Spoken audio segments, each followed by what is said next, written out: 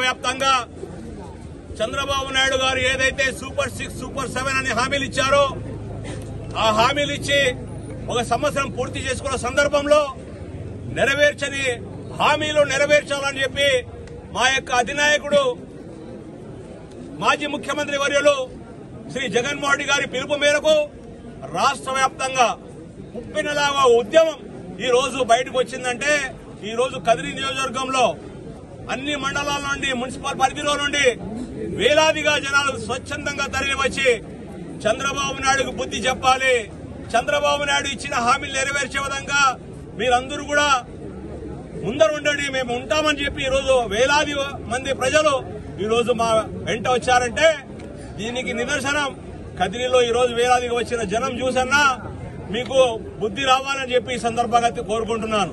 ఎందుకంటే ఈ రోజు రాష్ట్ర వ్యాప్తంగా 175 నియోజకవర్గాల్లో 5 కోట్ల మంది ప్రజలందరూ కూడా ఆకాంక్ష ఏదైతే ఆ రోజు జగన్మోహన్ రెడ్డి గారికి పరిపాలన తెలియదు, అప్పు చేయడమే తెలుసు, ప్రజలకు ఇవ్వడమే తెలుసు, నాకు ముఖ్యమంత్రిగా ఉండే అనుభవంతో నేను సంపద సృష్టించి ఆయన ఇచ్చిన దానికంటే రెట్టింపులు ఇస్తానని చెప్పి ఆ రోజు ఈ రోజు ఒక సంవత్సరం పూర్తి చేసుకున్న సందర్భంలో మీరు ఏం హామీలు నెరవేర్చాలని చెప్పి ఈ సందర్భంగా మేము ప్రశ్నిస్తున్నాం. కేవలం సిలిండర్లు ఒకటి మాత్రమే ఇచ్చి అరకొరగా ఇచ్చి దాంట్లో కూడా డబ్బు పడని వాళ్ళు ఎంతో మంది లక్షలాది మంది ఉన్నారు. ఆ యొక్క హామీలు ఇచ్చి మేము నెరవేర్చామంటున్నారు. మరి చెప్తున్నారు జూలై, ఆగస్టులో, సెప్టెంబర్లో అని చెప్పి నెలలు లెక్కిస్తున్నారు. అంటే మీకు ప్రజలు ఇచ్చిన మీకు ముఖ్యమంత్రి చేసింది సంవత్సరాలు గడపడానికి, నెలలు మీరు లెక్కించుకోవడానికి అని చెప్పి ఈ సందర్భంగా అడుగుతున్నాం.